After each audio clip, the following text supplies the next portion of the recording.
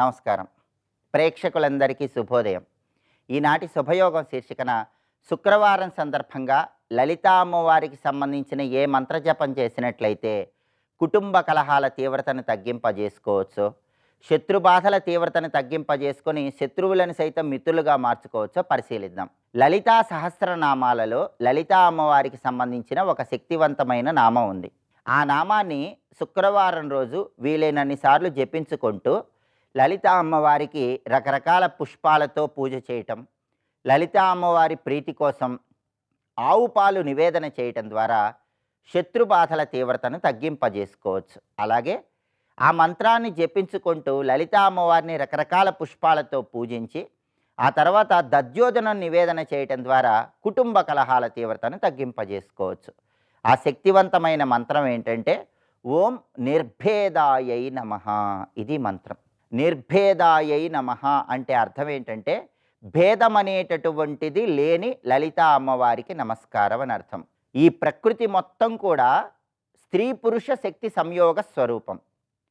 అయితే లలితా అమ్మవారిని నిర్భేదాయై నమః అని మనం ప్రార్థిస్తున్నామంటే సకల చరాచర సృష్టి మొత్తం కూడా శివశక్తుల సంయోగమైనప్పటికీ కూడా నిర్గుణ పరబ్రహ్మస్వరూపం ఓంకారం రూపంలో ఉంటుంది. ఆ నిర్గుణ పరబ్రహ్మస్వరూపానికి స్త్రీ పురుష భేదం లేదు అని చెప్పటమే ఓం నిర్భేదాయై నమః అనే మంత్రంలో ఉన్నటువంటి అంతరార్థం. అందుకే మనకు దేవీ భాగవతంలో కూడా సదైకత్వం నభేదో అస్తి సర్వదైవ మమాస్యచ యో అసౌ సా అహమహం యో అసౌ భేదో అస్తి మతి విభ్రమాత్ అనే ఒక శ్లోకం చెప్తారు. అంటే అర్థం ఏంటంటే భగవంతుడు ఎన్ని రూపాలలో ఉన్నప్పటికీ సదైకత్వం నా భేదో అస్తి సర్వదైవ మమాస్యచ, అన్ని రూపాలలో ఉన్న భగవంతుడు ఒక్కడే, భేదభావం లేదు. స్త్రీ దేవతలు పురుష దేవతలు అనే భేదభావం లేదు. అన్ని రూపాలలో ఉన్నప్పటికీ ఓంకారం అనేది నిర్గుణ పరబ్రహ్మస్వరూపం, దానికి స్త్రీ పురుష భేదం లేదు అని ఈ శ్లోకం మనకు తెలియజేస్తుంది. అందుకే మనకు ధర్మశాస్త్రంలో కూడా ఇంకొక శ్లోకం చెప్తారు. యథా దీపస్తదుపాధిర్యోగా సంజాయతే ద్విధ ఛాయే వాదర్శ్య మధ్యే ప్రతిబింబం వా తథావయోతని ధర్మశాస్త్రంలో ఒక శ్లోకం చెప్తారు. ఈ శ్లోకంలో ఉన్న అర్థం ఏంటంటే యథా దీపస్తదుపాధిర్యోగా సంజాయతే ద్విధ అంటే ఒక దీపాన్ని మనం వెలిగించినప్పుడు ఆ దీపంతో మనం ఎన్ని దీపాలైనా వెలిగించుకోవచ్చు. కానీ అన్ని దీపాలు వెలిగించటానికి కారణమైనటువంటి మూలస్వరూపమైన దీపం మాత్రం ఒక్కటే ఉంటుంది. అలాగే ఛాయే వాదర్శ్య మధ్యే ప్రతిబింబం వా తథావయోత్ అంటే ఒక అద్దంలో మనం ప్రతిబింబం చూసుకున్నప్పుడు అలాంటి అద్దాలు ఎన్ని ఏర్పాటు చేసినా ఆ అద్దాలన్నింటిలో ఎన్ని ప్రతిబింబాలు వచ్చినప్పటికీ ఆ ప్రతిబింబాలకి మూలమైనటువంటి రూపం మాత్రం ఒక్కటే ఉంటుందని ధర్మశాస్త్రంలో ఈ శ్లోకం ద్వారా చెప్పారు. అంటే భగవంతుడు ఎన్ని రూపాలలో ఉన్నప్పటికీ, స్త్రీ రూపంలో ఉన్నప్పటికీ, పురుష రూపంలో ఉన్నప్పటికీ వీటన్నిటికీ మూలమైనటువంటి పరబ్రహ్మస్వరూపం నిర్గుణము. అది ఏ గుణాలను కలిగి ఉండదు, ఏ ఆకారాన్ని కలిగి ఉండదు, ఏ రూపాన్ని కలిగి ఉండదు. అది ఓంకార ప్రణవస్వరూపం రూపంలో ఉంటుంది. ఓమిత్యేకాక్షరం బ్రహ్మ ఉపనిషత్ వాక్యం. ఆ విధంగా అమ్మవారే ఆ రూపంలో ఉంటుంది. అందుకే ఓం నిర్భేదాయై నమః అంటూ అమ్మవారిని మనం ప్రార్థిస్తాం. అందుకే అమ్మవారు రాక్షస సంహారం చేసేటప్పుడు దేవతలందరి శక్తి నుంచి అమ్మవారు ఆవిర్భవించింది. అంటే అందరు దేవతల శక్తి స్వరూపంగా అమ్మవారే ఉంది. అందుకే అమ్మవారిని ఓం నిర్భేదాయై నమః అంటూ కీర్తిస్తారు. శుక్రవారం సందర్భంగా ఈ మంత్రం చదువుకుంటూ అమ్మవారికి ఆవు పాలు నివేదన చేసినట్లయితే శత్రుబాధల తీవ్రతను తగ్గింపజేసుకోవచ్చు. అలాగే దధ్యోజన నివేదన చేస్తే కుటుంబ కలహాల తీవ్రతను తగ్గింపజేసుకోవచ్చు. ఇలా లలిత అమ్మవారిని పూజించండి, సకల శుభాలను సిద్ధింపజేసుకోండి. రేపటి శుభయోగం శీర్షికన రమణ మహర్షి జయంతి సందర్భంగా రమణ తత్వంలో ఉన్న అంతరార్థం ఏంటో, అలాగే సంకష్టహర చతుర్థి సందర్భంగా ఎలాంటి విధి విధానాలు పాటించాలో, తద్వారా ఎలాంటి ప్రయోజనాలు సిద్ధింపజేసుకోవచ్చో పరిశీలిద్దాం. నమస్కారం.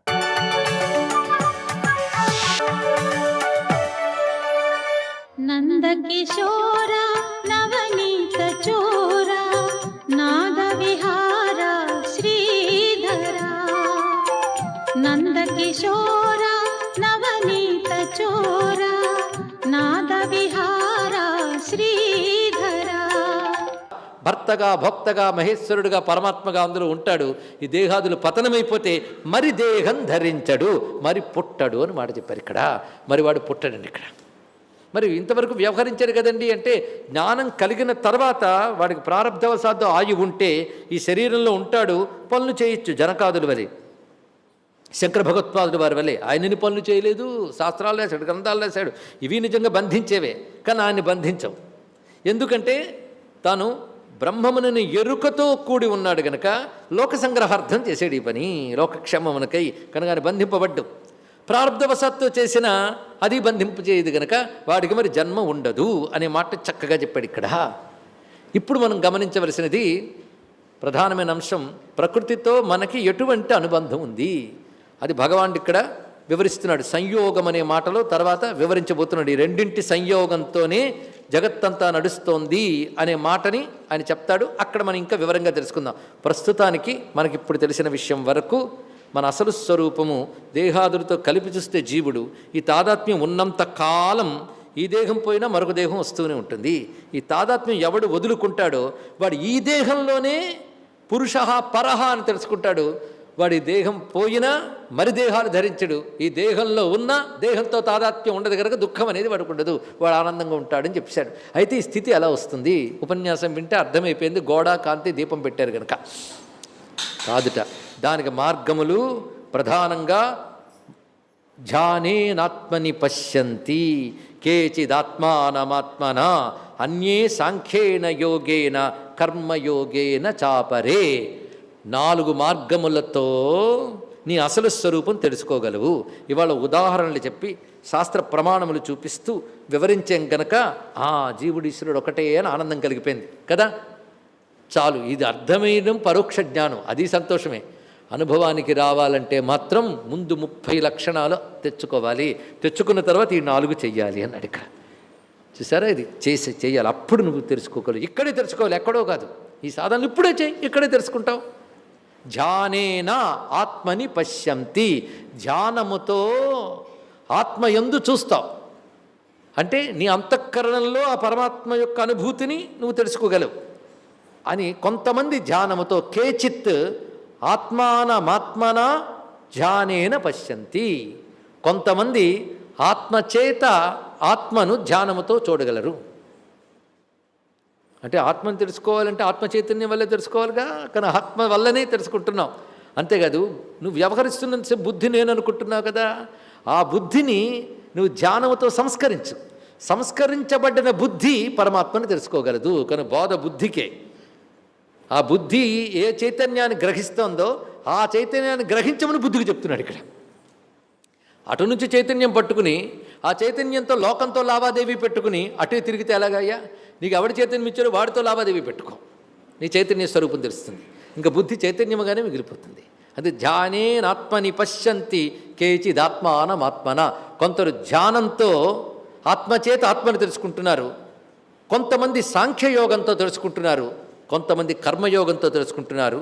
ఇలా కూడా తెలుసుకోలేని కొందరు గురువుల్ని ఆశ్రయించి వారి మాట మీద నమ్మకంతో తెలుసుకుంటున్నారు అన్నాడు ఇక్కడ. అంటే 3 చేత కాకపోతే 4వది చేయమన్నాడు ఇక్కడ. ఆచార్యుడిని ఆశ్రయించాలి, ఆచార్యుడు చెప్పిన మాట పట్టుకోవాలి, శ్రవణం చేయాలి, మననం చేయాలి. వాళ్ళు వాళ్ళు శృతిపరాయణులు. వారి 4 మార్గముల ద్వారా వారి స్వస్వరూపమైన నన్ను తెలుసుకుంటున్నారు అంటున్నాడు కృష్ణుడు. వాడు స్వస్వరూపమైన నన్ను అంటే దేహాదుల్లో ఉన్నటువంటి క్షేత్రజ్ఞుడు, దేహ తాదాత్మ్యం చెంది జీవుడు అనిపించుకుంటున్నవాడు ఈ విధమైన సాధన ముందు 30 లక్షణాలు తెచ్చుకుని ఇప్పుడు చెప్పినటువంటి ధ్యానము, సాంఖ్యము, కర్మ లేదా గురువును ఆశ్రయించి వాక్యశ్రవణం చేసి వాటి మననం చేయడం, వీటి ద్వారా నన్ను స్వస్వరూపముగా అనుభవానికి తెచ్చుకుంటున్నారు. ధ్యానేన ఆత్మని పశ్యంతి కేచిదాత్మానమాత్మన. కొంతమంది ధ్యానంతో తనలో పరమాత్మని చూడగలరు. ఎలాగ? తన చేత తాను అన్నాడు ఇక్కడ. తన చేత తాను అంటే ఇక్కడ సాధన దేనికి? బుద్ధికే. అందుకని ఇంద్రియాలకు కాదు. ఇంద్రియాలు నిగ్రహించుకోవడం ఎందుకంటే బుద్ధిని కంట్రోల్ చేయడం కోసమే, కానీ బుద్ధికే ఇదంతా సాధన, బుద్ధికే బోధన. ఎందుకంటే బుద్ధిలో తాదాత్మ్యం చెందింది, అది దేనివల్ల చైతన్యం పొందుతుందో దానివైపు తిరిగి చైతన్యంతో ఐక్యం అవ్వాలిగా, ఆ భావం చూపిస్తున్నారు. ఆత్మానమాత్మన అన్యే సాంఖ్యేన యోగేన కర్మయోగేన చాపరే. 3 ఇక్కడ చెప్పాడు. 4వ వాడిని తర్వాత శ్లోకంలో చూద్దాం. కొందరు ధ్యానముతో కొందరు సాంఖ్యముతో, కొందరు కర్మతో తన స్వస్వరూపమైనటువంటి నన్ను తెలుసుకోగలరు. తన స్వస్వరూపమైన నన్ను తెలుసుకోగలరు, పొందగలరు. ధ్యానం అంటే ఏమిటి? ఇక్కడ ధ్యానం మన ఆత్మ సంయోగ యోగంలో మొదలైన వాటిలో చెప్పబడ్డటువంటి యోగంలో చెప్పిన ధ్యానం కాదు. ఇది ఎక్కడ చెప్పబడుతుంది? అక్కడ ధ్యానం అంటే ప్రాణాయామం, నియంత్రణ, ఇవన్నీ అవసరం. దేనికి? చిత్తవృత్తిని నిరోధించడానికి. ఆ ధ్యానం తీసుకోకూడదని కాదు, కానీ ఇక్కడ ధ్యాన శబ్దానికి అర్థం ఏంటంటే నేరుగా ఇప్పుడు బ్రహ్మము గురించి, ఆత్మ గురించి చెప్తారు కనుక ఇక్కడ ధ్యానాన్ని ఏం తీసుకోవాలి అంటే, ధ్యానం నామ శబ్దాదిభ్య విషయేభ్య శ్రోత్రాదీని కరణాన్ని మనసి ఉపసంహృత్య మనశ్చ ప్రత్యక్షేత ఇతరి ఏకాగ్రతయా యచ్చింతనం తద్ధ్యానం. ఇది ధ్యాన శబ్దానికి ఇక్కడ చెప్పవలసిన అర్థం. శబ్దాదిభ్య విషయేభ్య, బయట ఉన్నటువంటి శబ్దస్పర్శ రూపాది విషయముల నుంచి శ్రోత్రాదీని కరణాన్ని, చెవులు మొదలైన ఇంద్రియాలను మనస్సు యందు లేనంచేసి, అంటే మనస్సు ఇంకా బాహ్యములు యందు వర్తించకుండా చేసి మనశ్చ ప్రత్యక్షేత ఇతరి, ఆ మనస్సుని ప్రత్యేగాత్మ ఎందు పెట్టి అన్నాడు. ప్రత్యేగాత్మ అనే శబ్దం మనం చాలా మార్లు వాడామండి. ఈ ప్రత్యేగాత్మే పరమాత్మ. అంటే ప్రత్యేగాత్మను కూడా ఉన్నాడండి, ఇంతవరకు జీవాత్మ పరమాత్మ అనుకుంటుంటే వీడెవడి మధ్యలో అనుకోవచ్చు. జీవాత్మ అంటే ముందే చెప్పాం, ఇవన్నీ నేను అనుకుని తాదాత్మ్యం చెందితే జీవుడు. ప్రత్యేగాత్మ అంటే దేహానికి, మనస్సుకి, బుద్ధికి ఆవల ఎవడున్నాడో వాడు ప్రత్యక్. వెనక్కి తిరిగితే దొరికేవాడు, వాడు వెనకాల మరేదీ లేదు. అది ప్రత్యక్. ఈ ప్రత్యేగాత్మ మనలో ఉన్నది. ఈ ప్రత్యేగాత్మే సర్వవ్యాపకమైన పరమాత్మ అని తెలుస్తున్నది. ఆ ప్రత్యేగాత్మ యందు, అందుకే ప్రత్యక్షేత ఇతరి అన్నారు ఇక్కడ. అంటే ప్రత్యక్ చైతన్య స్వరూపుడైనటువంటి ప్రత్యేగాత్మ ఎందు పెట్టాలి. దేని పెట్టాలి? మనస్సును పెట్టాలి. ఎందుకంటే మనస్సే సంకల్ప వికల్పం. అయితే మనస్సు అన్న బుద్ధి అన్న రెండు చెప్పారు అనుకోవద్దు, రెండు అదే. బుద్ధిని ఎందుకంటున్నంటే నిశ్చయాత్మకంగా పట్టుకుంటుంది కనుక బుద్ధి, సంకల్ప వికల్పం మనస్సు, రెండు అంతఃకరణ ధర్మాలే. కానీ అంతఃకరణమునందు అనేయండి, సరిపోయింది ఇక్కడ. స్వస్తి.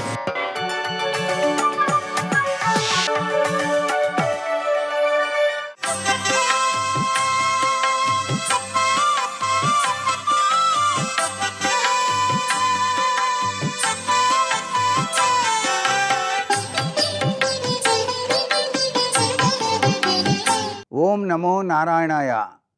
ఓం నమ శివాయ. శ్రీమాత్రే నమ. మార్గశిర మాస విశిష్ట లక్ష్యాలను ప్రతి ఒక్కరూ కూడాను అవగాహన చేసుకుంటూ, ఈరోజు విష్ణుపత్ని అయినటువంటి లక్ష్మీదేవిని కూడాను వివిధ రకాలైనటువంటి పూలతో అర్చించాలి.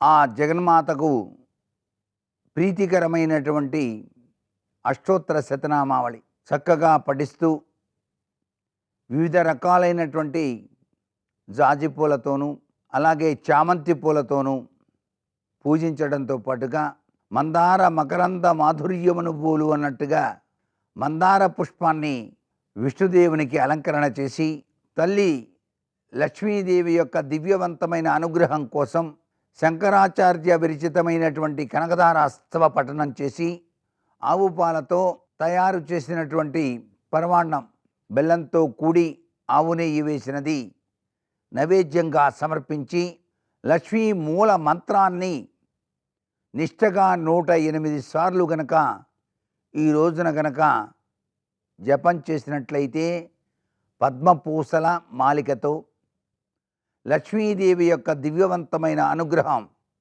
మనకు ఎల్లవేళలా కూడాను సిద్ధిస్తుంది.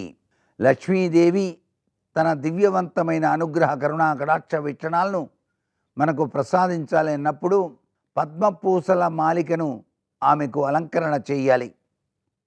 ఆమె పద్మప్రియ కాబట్టి, పద్మప్రియే పద్మిని పద్మాలయే పద్మదళాయతాక్షి విష్ణుప్రియే విష్ణు మనోనుకూలే తత్మాత పద్మమ్మయి సన్నిధస్య వరాంకుశోపాసమభీతిముద్రాం కరైర్వహంతీం కమలాసనస్థాం బాలార్కకోటి ప్రతిభాం త్రినేత్రాం భజేహమంబాం జగదీశ్వరీం తాం అంటూ ఆ తల్లిని వేడుకుంటూ, అష్టైశ్వర్య సిద్ధిని ప్రసాదించవమ్మా, సర్వ సంపదలతో తులతుగెట్టు చేయి తల్లి అంటూ విష్ణుదేవుని లక్ష్మీదేవిని కూడాను మనసారా ప్రార్థించాలి. ఈ సుదినాన ఎవరైతే అలా చేస్తారో వారికి సర్వ సంపదల్ని కూడాను అనుగ్రహింపజేస్తారు లక్ష్మీనారాయణులు. సర్వే జనా సుఖినో భవంతు.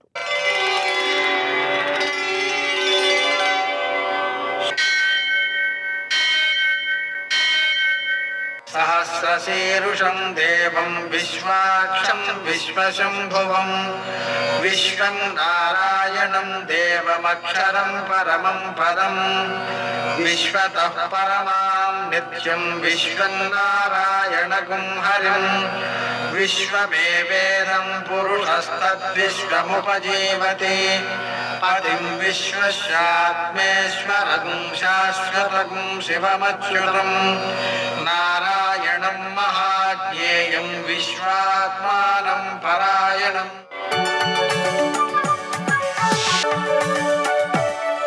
సూర్యశౌర్యమథేందురింద్రపదవీ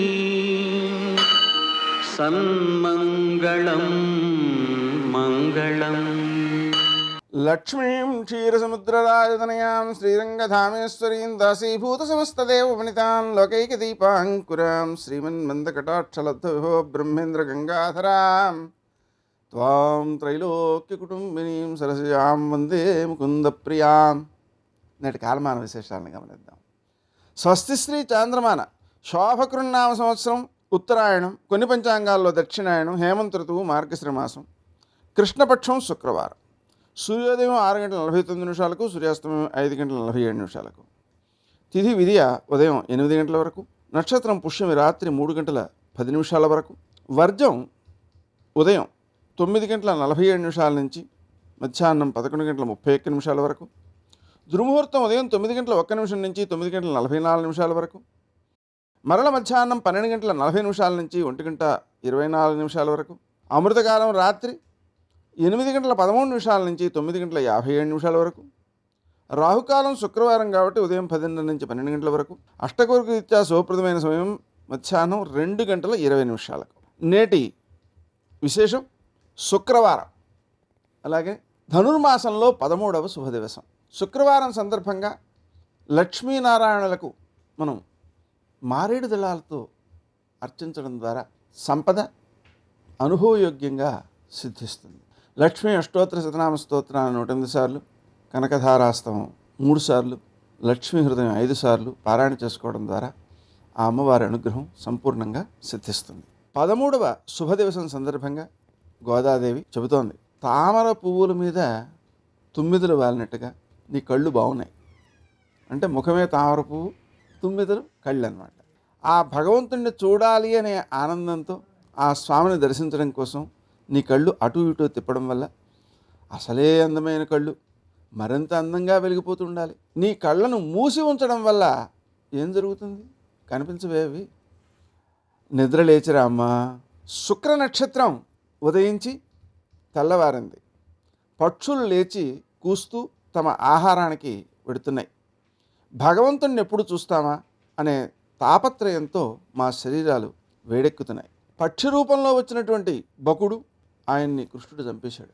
అటువంటి ఆయన లీలలను మనం గానం చేస్తూ అందరూ స్నానానికి బయలుదేరారు. నువ్వు కూడా ఆ భగవంతుణ్ణి కీర్తిస్తూ స్నానం చేద్దువుగానే నిద్రలేచిరా. మాతో కలవకుండా కపటంతో ఒంటరిగా ఉన్నట్టయితే ఈ నోము ఎలా నేర్చుకుంటావు? అలా నేర్చుకుందాం అనుకుంటున్నావా? అది మంచిది కాదు. అందరం కలిసే చేసుకోవాలి. చూడు, అలా చేస్తే నువ్వు దొంగతనం చేసినంత నేరం అవుతుంది. అందుకని నిద్ర లేచి మాతో వచ్చి కలు. ఈ విధంగా మనలో ఆ జ్ఞానశక్తిని ప్రేరేపిస్తుంది. నేటి ఆణిముత్యాలు.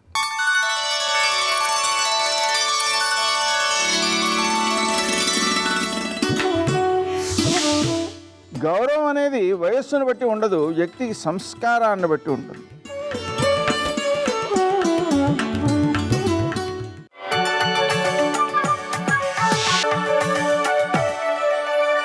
అదివో అల్లదివో శ్రీహరివాసము 10,000 శేషుల పడగలమయము.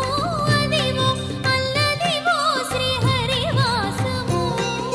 అయ్యో, ఈ యుగంలో కలిపురుషుడి ఉద్ధతి వలన ప్రజలందరూ ఇంత బాధపడుతున్నారు. బాధపడుతుంటే వాళ్ళని కాపాడడానికి నేను అక్కడ ఉండకుండా ఇక్కడ కూర్చుని ఏం చేస్తాను? వాళ్ళకి ఊరట కలగాలంటే అంతటా ఉన్నానన్నది సత్యమే, కానీ నేను ఒక రూపంతో వాళ్ళకి ఎదురుగుండా కనపడితే వాళ్ళకి ఊరట. అందుకని నేను అక్కడ ఉండాలి, అక్కడ ఉండడం కోసమని నేను వెళ్ళాలి. అందుకని నేను ఇక్కడే ఉంటాను, నేను రాను. కారణం ఏమిటో చెప్పమంటావా? కలియుగంబున ప్రజలు పాపకర్మంబులనరించి రోగాది తాపత్రయముల్ కలుగగా వెరచి తత్కాలంబునందు నన్ను పేర్కొనుచు పలు మొరల్ పెట్టినప్పుడు వచ్చువారి ఆపదల తీర్చి వారి బ్రోవక ఊరకుండుట నాకు నీతి కాదు. వారి ద్రవ్యంబు పాపంబుపైకి ఆకర్షణంబు చేసి వచ్చు ఆపదల తీర్చి ధనము ఈ కొండపైకి రప్పించి నిస్పృహుండనగుచు అజ్ఞులైన జనులకిప్పింతు నచలమతిని. ఎందుకుంటానో తెలుసా? ఇక్కడ ఈ తిరుమల క్షేత్రంలో, ఈ ఆనంద నిలయంలో నేను ఎందుకు ఉండిపోయానో తెలుసా లక్ష్మి? ఎందుకు అప్పు తీసుకున్నానో తెలుసా? ఎందుకు వడ్డీ కడుతున్నానో తెలుసా? కలిపురుషుడి యొక్క ఉద్ధతి వలన అనేకమైన పాపములు చేస్తారు ప్రజలు.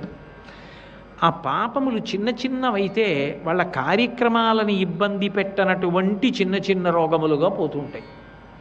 కానీ అసలు పెద్ద పెద్ద పాపములైతే ఏం చేస్తాయంటే ఏ కార్యమును చేయడానికి శక్తి లేని స్థితిలో ఆ పాపము బాధ పెడుతుంది. పైగా ధనం విశేషంగా క్షయమైపోతుంది. గొప్ప బాధని శరీరంలో పొందుతూ ఉంటాడు. దానివలన ఎన్ని ఉన్నా మనశ్శాంతి ఉండదు. అటువంటి రోగముల చేత బాధపడుతుంటారు. కలియుగంబున ప్రజలు పాపకర్మంబులనరించి రోగాది తాపత్రయములు కలుగగా వెరచి తత్కాలంబు నందు నన్ను పేర్కొనుచు పలు మొరల్ పెట్టునప్పుడు ఆ రోగాలు కలిగి విశేషమైన బాధలు కలిగి అప్పుడు బాధ ఒక్కడే అనుభవించలేడు. అప్పుడు ఏం చేస్తాడంటే నన్ను తలుచుకుంటాడు. ఏడుకొండలవాడ, వెంకటరమణ, ఆపద ముక్కలవాడ, అనాథరక్షక, నన్ను కాపాడవయా స్వామి, నిలువు దోపిడీ ఇస్తానంటాడు. నేను వింటాను. విని నేను ఇక్కడ లేకపోతే ఎలా? విని వాని పాపంబు ద్రవ్యంబుకై ఆకర్షణంబు చేసి వాడు చేసిన పాపాన్ని ద్రవ్యము మీదకే ఆకర్షణ చేస్తాను. అందుకే ఈ యుగంలో ఈ దేవాలయంలో హుండీ ప్రధానమైపోతుంది. ఒక్కొక్క చోట ఒక్కొక్కటి ప్రధానం. గురువాయూరు వెళ్ళారనుకోండి నారాయణీయం పారాయణ చేస్తారు. పళని వెళ్ళారనుకోండి కావడ పట్టుకుంటారు. వైకోం వెళ్ళారనుకోండి మహాదేవుడికి విందులు చేస్తారు. ఒక్కొక్క క్షేత్రానికి వెళ్ళినప్పుడు ఒక్కొక్కటి చేస్తారు. ఏదో రామేశ్వరం వెళ్ళారనుకోండి ఆ కాశీ నుంచి తీసుకొచ్చినటువంటి గంగతో రామేశ్వరుడికి అభిషేకం చేస్తారు. ప్రయాగ వెళ్ళారనుకోండి ఇక్కడి నుంచి పట్టుకెళ్ళినటువంటి ఇసుక అక్కడ గంగలో కలుపుతారు. ఇలా ఒక్కొక్క చోటుకి వెళ్ళినప్పుడు ఒక్కొక్కటి చేస్తూ ఉంటారు. ఈ క్షేత్రంలో ధనాన్ని హుండీలో వేయడం ప్రధానం అవుతుంది. ఎందుకు అవుతుందో తెలుసా? వారి పాపంబు ద్రవ్యంబుపైకి ఆకర్షణంబు చేసి ఎన్ని పాపాలు చేశాడో అంత పెద్ద మొక్కుతాడు. స్వామి నిలువు దోపిడీ ఇచ్చేస్తానంటాడు. అని ఆ డబ్బంతా వాడి పాపంగా మారిపోయి ఆ పాపాన్ని డబ్బు మీదకి ఆకర్షణ చేస్తాను. ఇప్పుడు వాడే అది పట్టుకుని కొండ మీదకి వస్తాడు. నేను లేకపోతే వాడి కష్టాన్ని తీర్చేది ఎవరు? కలిపురుషుడి ఉద్ధతి వలన కదూ ఈ తప్పులు చేసేసాడు, అనుభవిస్తున్నాడు. వచ్చు ఆపదల తీర్చి అప్పుడు వాడు రక్షించుకోలేడు. ఆ ఆపద నేను తీరుస్తాను, తీర్చి వాడిని కాపాడతాను. వాడే ఆ డబ్బు పట్టుకొని కొండ మీదకి వస్తాడు. అది ఏమిటి? తత్పాపరూపమైనట్టి ధనము. ఆ పాపరూపమైన ధనం మీద నాకు అనురక్తి ఉండదు. వాడు తీసుకొచ్చి హుండీలో వేసేస్తూ ఉంటారు. నిస్పృహుండనగొచ్చు. ఇన్ని కోట్లు నాకేం సంతోషం ఉండదు. అది చూసి నేనేం మురిసిపోను. లోకంలో అందరూ నేను డబ్బున్నవాడిని అనొచ్చు, కానీ నాకు పరమ అసహ్యం వేస్తుంది చూసి. నిస్పృహుండనగొచ్చు. నేను చెప్పట్లా, తరిగొండ వేంగమాంబ గారు చెప్పిన మాట వెంకటాచల మహాత్మ్యంలో. సర్వం శ్రీ ఉమామహేశ్వర పరబ్రహ్మార్పణమస్తు. స్వస్తి.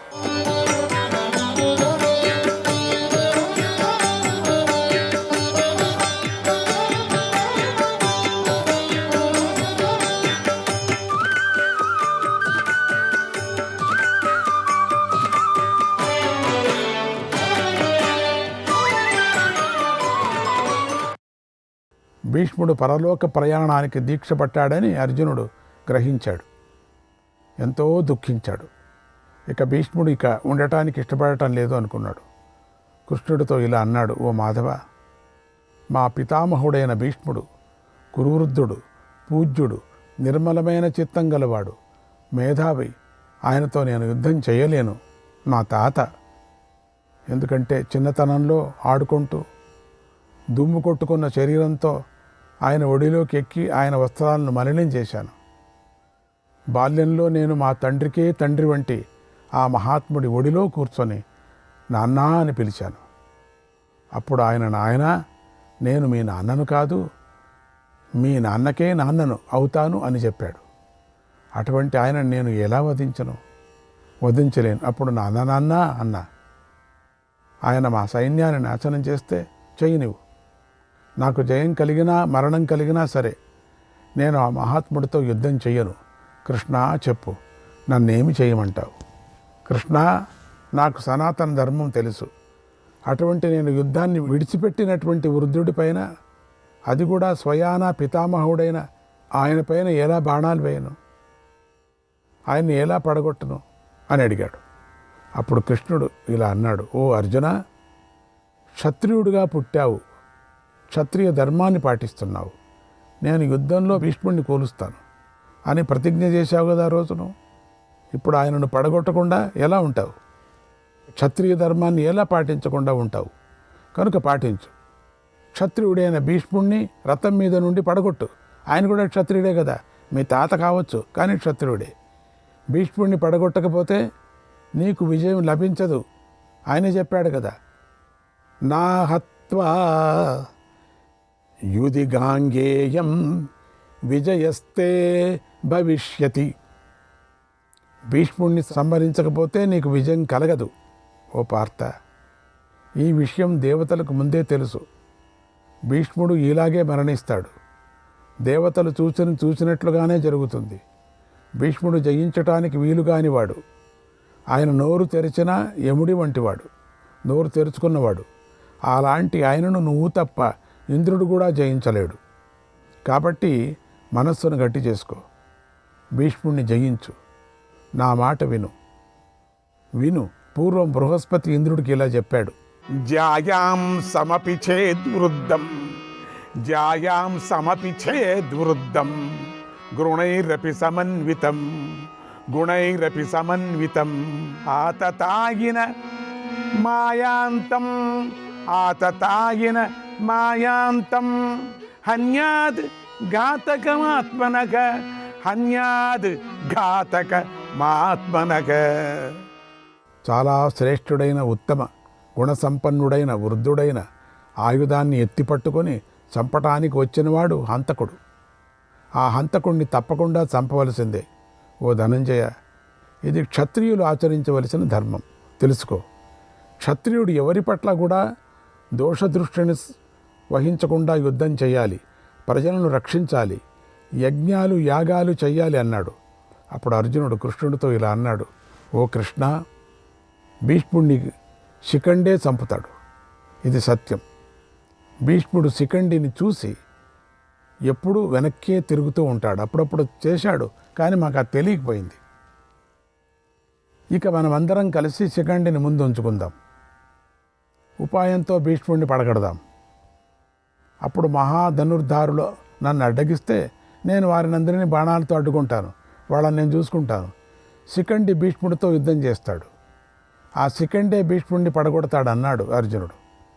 ఇలా అర్జునుడు అన్న మాటలు పాండవులు విని ఎంతో ఆనందించారు. ఇలా పాండవ పక్షంలోని వీరులందరూ నిర్ణయించుకొని శ్రీకృష్ణుడితో కలిసి సెలవు తీసుకున్నారు. తర్వాత వారు తమ తమ శిబిరాలకు వెళ్ళి నిద్రించారు అన్నాడు సంజయుడు.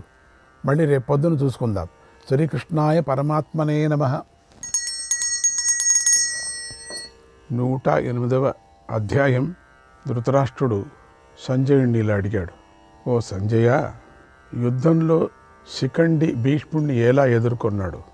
భీష్ముడు పాండవులను ఎలా ఎదుర్కొన్నాడు?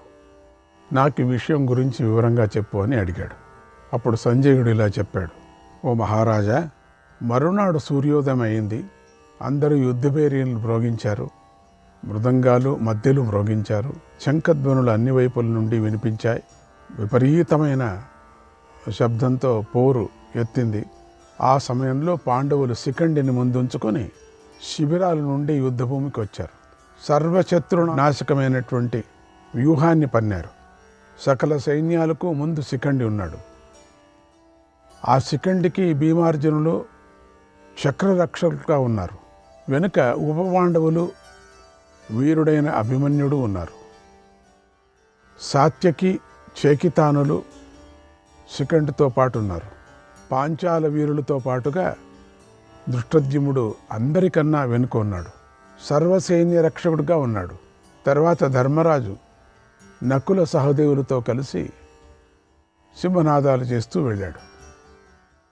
ఆ తర్వాత వారి వెనుక విరాటుడు తన సైన్యంతో వెళ్ళాడు. ఆయన వెనుక ద్రుపదుడు వెళ్ళాడు. 5 కేకేయ సోదరులు దుష్టకేతువు పాండవసేన మధ్య భాగాన్ని రక్షిస్తూ కదిలారు. ఇలా పాండవులు మహాసైన్యంతో వ్యూహాన్ని పన్నారు. యుద్ధంలో ప్రాణాలను పణంగా పెట్టి నీ సేన మీదకు దాడి చేశారు. అలాగే కౌరవులు మహారథుడైన భీష్ముణ్ణి తమ సకల సైన్యాలకు ముందుంచుకున్నారు. పాండవులపైకి దాడి చేయాలని వాళ్ళు కూడా కదిలారు. అలా మహాబలవంతులైన నీ కుమారుడు రక్షిస్తూ ఉండగా భీష్ముడు పాండవ సైన్యాల మీదకు వెళ్ళాడు. ఆయనతో పాటు ద్రోణుడు, అశ్వత్థామ ఉన్నారు. ఆ వెనుక గజ సైన్యం ఉంది. వాటితో భగదత్తుడు ఉన్నాడు. ఆ భగదత్తుడితో పాటు కృపాచార్యుడు, కృతవర్మ ఉన్నారు. తర్వాత కాంబోజరాజు ఉన్నాడు. ఆ రాజు వెనుక సుదక్షిణుడు, జయచ్ఛేనుడు, బృహద్బలుడు వెళ్ళారు. అలాగే ఇంకా ఇతర మహాధనుర్ధారులు, సుశర్మ మొదలైన రాజులు నీ సైన్యాన్ని వెనుక భాగం నుండి రక్షిస్తూ ముందుకు కదిలారు. భీష్ముడు యుద్ధంలో ప్రతిరోజు ఆసుర, పిశాచ, రాక్షస వ్యూహాలను పన్నుతూ ఉండేవాడు. ఇప్పుడు కూడా అలాగే పన్నాడు.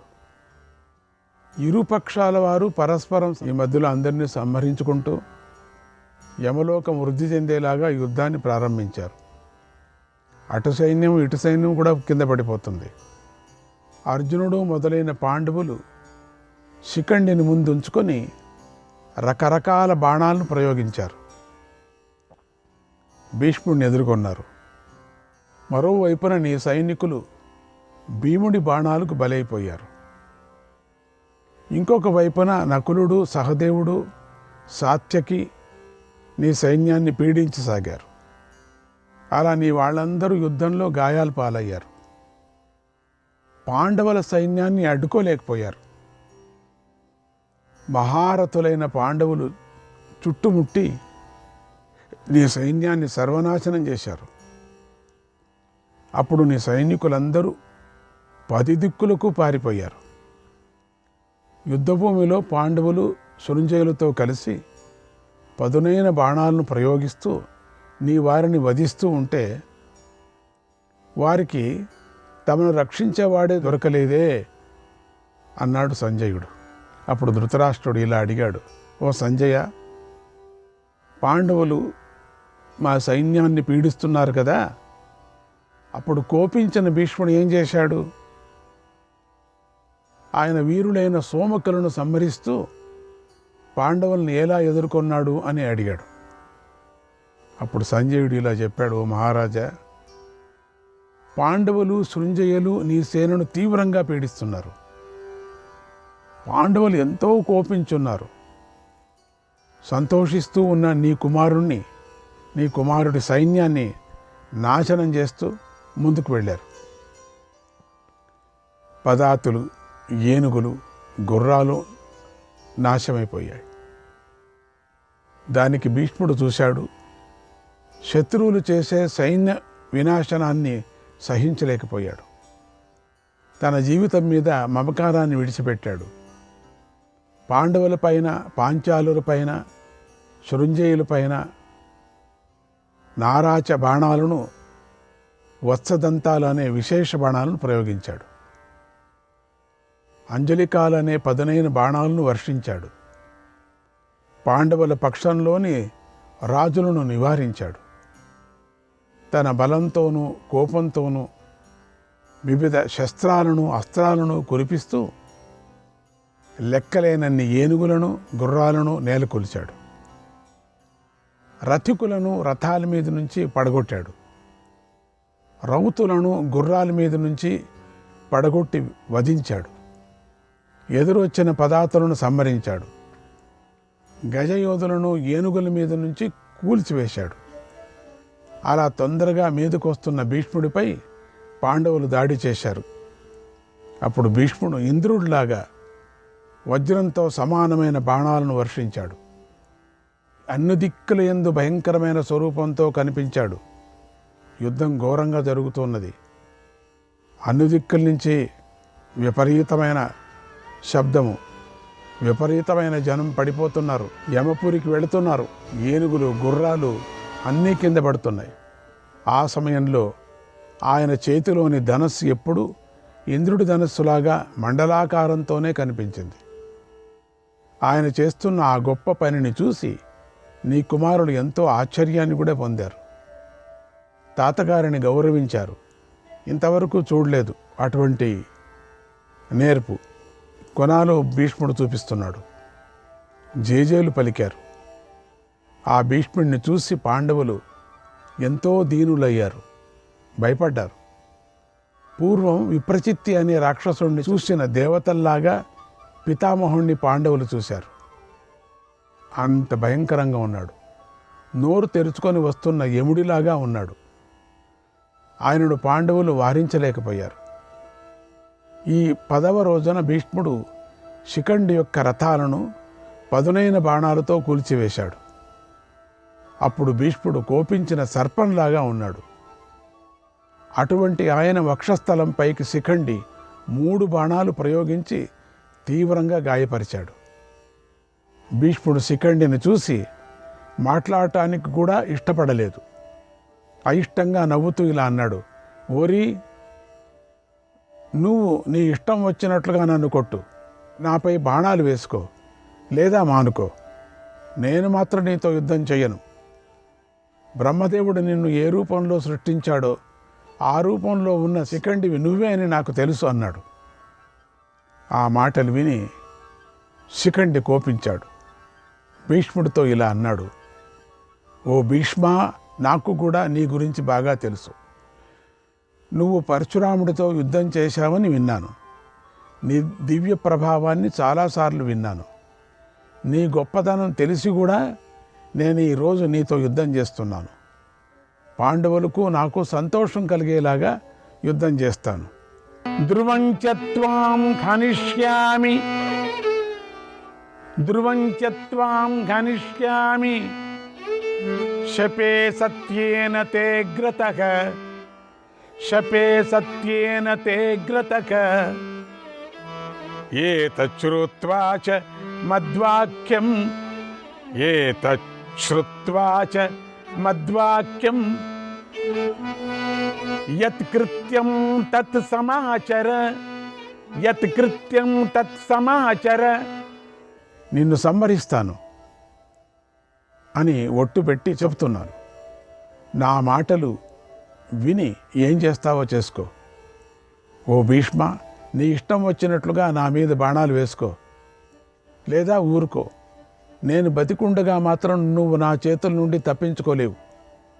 అంతవరకు ఈ లోకాన్ని అంతా బాగా చూసుకో, నీ వారిని కూడా బాగా చూసుకో అని వాగ్బాణాలతో భీష్ముడిని బాగా గాయపరిచాడు.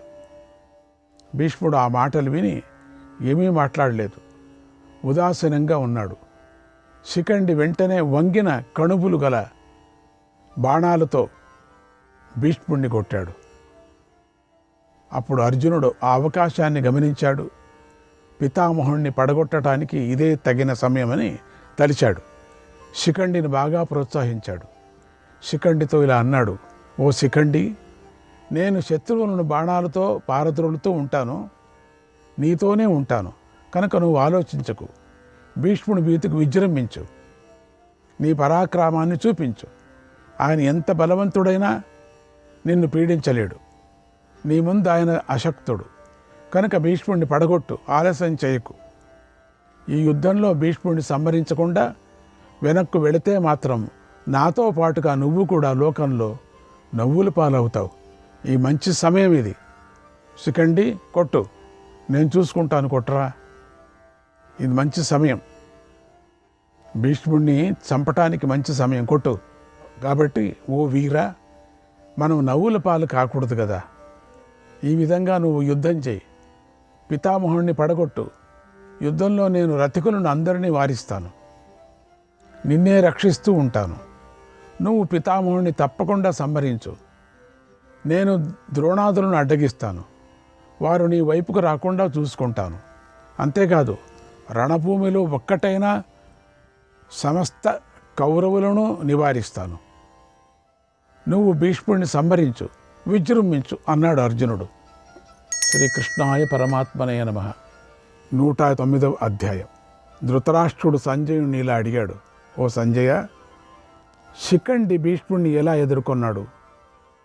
పాండవులను భీష్ముడు ఎలా ఎదుర్కొన్నాడు? నాకు ఈ విషయం వివరంగా చెప్పు.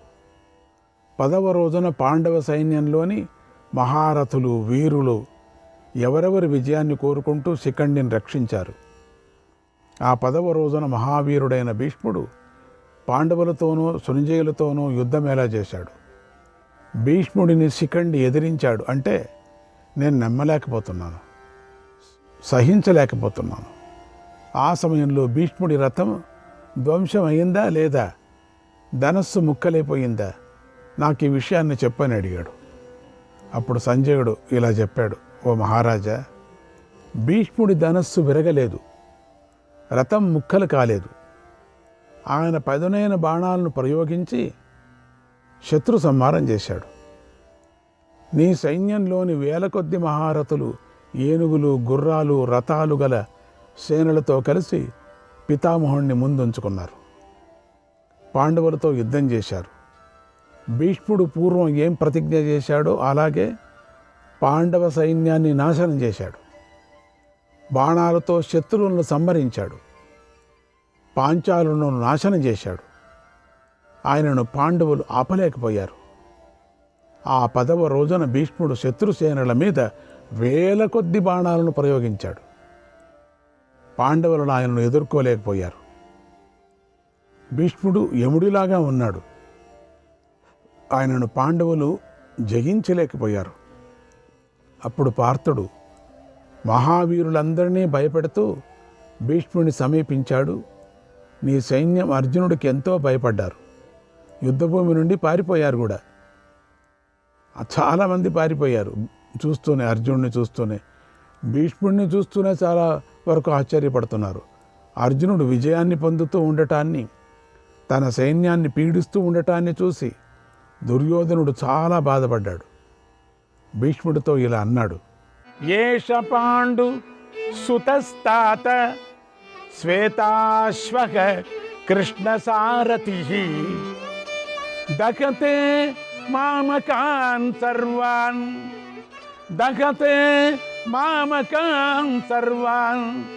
కృష్ణవర్త్మేన కాననం. ఓ పితామహ, కృష్ణుడు నడుపుతున్న తెల్ల గుర్రాలు గల రథంలో అర్జునుడు నా వారిని అందరినీ కాల్చివేస్తున్నాడు. ఓ పితామహ, యుద్ధంలో అర్జునుడు మన సైన్యాలను తరిమి కొడుతున్నాడు. అటు చూడు, పశువుల కాపరి అడవిలో పశువులను పారదోలినట్లుగా నా సైన్యాన్ని అర్జునుడు పారదోడుతున్నాడు. అర్జునుడి బాణాలతో నా సైన్యాలు చెల్లాచెదరైపోతున్నాయి.